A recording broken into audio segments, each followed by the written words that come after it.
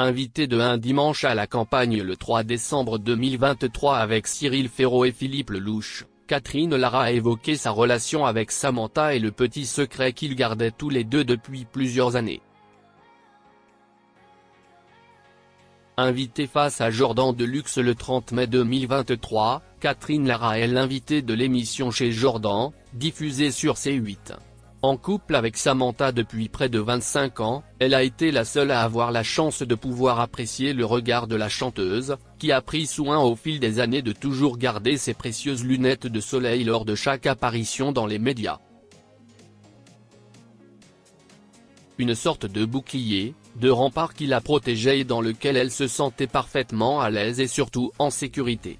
Elle confie « Je ne dévoile pas mes yeux parce qu'ils sont ce qu'ils sont ». Alors pourquoi la chanteuse de 78 ans a-t-elle fait ce choix alors qu'elle révélait son apparence juvénile? Il y a plusieurs raisons. D'abord, si est voir.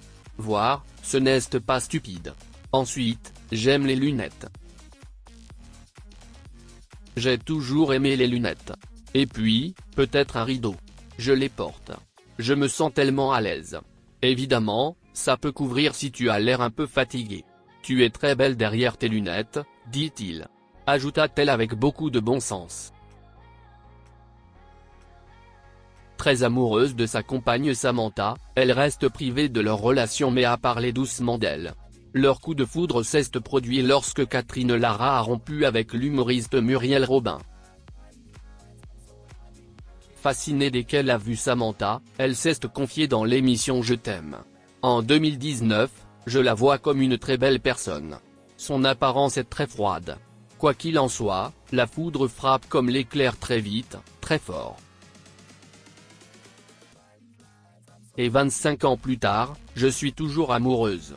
À nos confrères de Paris Match, elle a ajouté avec une profonde affection, entre nous si est pour la vie, cette fois je ne suis sûre là. Je vais finir mes jours avec Sam. Le love killer ultime selon Catherine Lara. Quant au secret de la longévité de leur amour, Catherine Lara révélait à Gala en 2020 ses astuces pour ne jamais vivre une habitude qu'elle déteste particulièrement et qu'elle dit être une tueuse d'amour suprême.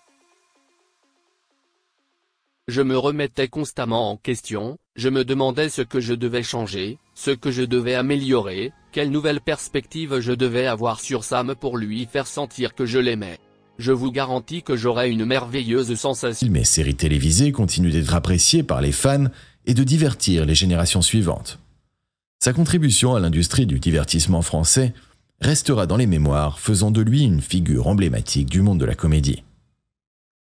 Aujourd'hui, nous nous souvenons de Robert Rollis avec gratitude pour les moments de joie qu'il nous a offerts à travers ses performances. Son héritage artistique continue de nous divertir et de nous inspirer, et nous sommes reconnaissants d'avoir eu la chance de partager sa présence sur scène et à l'écran. Si vous souhaitez découvrir ou redécouvrir les films et les séries télévisées dans lesquelles Robert Rollis a brillé, je vous encourage vivement à vous abonner à notre chaîne. En vous abonnant, vous aurez accès à un véritable trésor de comédie française, où vous pourrez apprécier le talent unique de cet acteur légendaire. Michael Landon a révélé pourquoi ils ont annulé La Petite Maison dans la Prairie. Ceux qui ont grandi dans les années 70 se souviennent probablement de La Petite Maison dans la Prairie. Mais vous êtes-vous déjà demandé pourquoi ils ont annulé une émission aussi emblématique ? Eh bien, restez à l'écoute car Michael Landon, l'un des acteurs principaux de l'émission, ainsi qu'un écrivain et réalisateur de l'émission, a révélé pourquoi ils ont annulé l'émission à succès. De plus, les événements passionnants et quelque peu inhabituels en coulisses qui ont conduit à la finale explosive de l'émission. Et quand je dis explosif, je veux dire explosif. La Petite Maison dans la Prairie dépeignait la vie de famille Ingalls vivant dans une ferme à Walnut